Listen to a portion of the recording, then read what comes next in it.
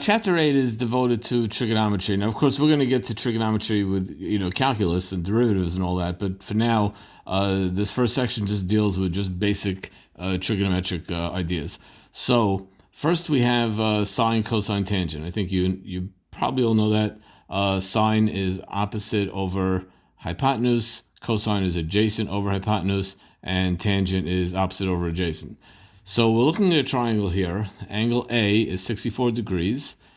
Angle B, side B has a length of 12.7 right there. And we want to find the measure of angle A. We want to find the length of side, the measure of angle B, I'm sorry. And plus we want to find the measure of side A and the measure of side C. So we're going to do it one at a time. Well, B is the simplest thing because B, it's a triangle. So I just take A, which I'm given, subtract that from 180, and I get 116. So angle B is 116 degrees. That was the easiest one. Next, we're going to look for side A. Well, I know that the tangent of angle A is opposite over adjacent, so it's A over B.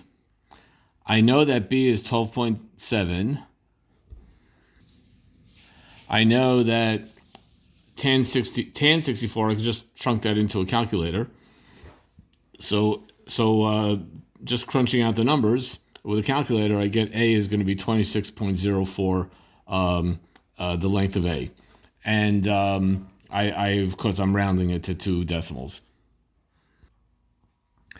For side C, I'm going to use the fact that the cosine of A is B over C. B over C, and I know cosine of 64 is equal to 12.7 divided by C. Now again, I could get cosine of 64 on a calculator, and I just crunch it in and I just cross multiply. It really C winds up being 12.7 divided by cosine 64 because I sort of bring it over to the other side and so forth, and I get C is equal to 28.97. Again, that's rounded to 2 decimal places. By the way, notice that I kept on using side B. Why am I? What do I mean by that? I already solved for A. Okay, so I could have said that the sine of A, the sine of angle A, is side A divided by side C, and find it that way.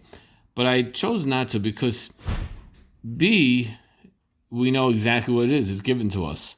A, we had to calculate and we had to round off and so forth.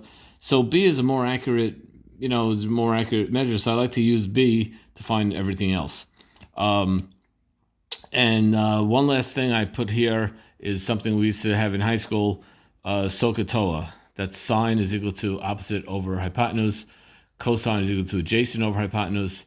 And tangent is equal to opposite over adjacent. It's a nice way to remember the trig definitions. The other thing I wanted to say is that I put a trig, a link to it. It's called a trig cheat sheet, and it's just like every trig formula or every you could imagine. It's in one little place, and you can find it in. I put it in the announcement section of Math Excel.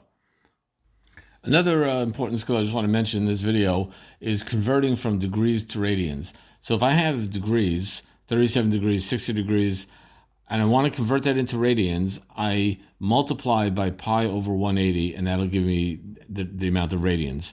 If I have radians and I want to convert that to degrees, then I multiply by 180 over pi. I flip it upside down, and that'll give me the exact amount of degrees. So 2.4 radians is going to be so many degrees. Now I'd like you to try all of these. Pause the video and get all 4 answers, and we'll go over it together.